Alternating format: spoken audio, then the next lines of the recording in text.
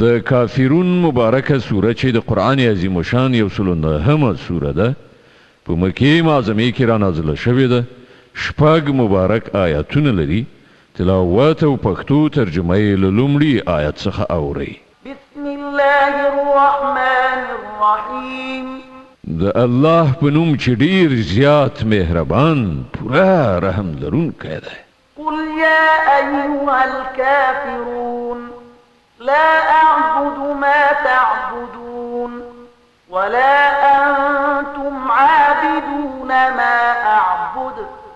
وای چې ای کافرانو زه د هغو عبادت نه کوم چې تاسې عبادت کوئ او نه تاسې د هغه عبادت کوونکي یاست چې زه عبادت کوم. ولا أنا عابد ما عبدتم ولا أنتم عابدون ما أعبد.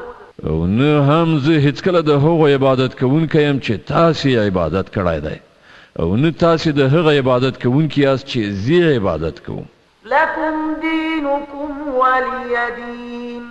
ستاسې لپاره ستاسې دین دی او زما لپاره زما دین.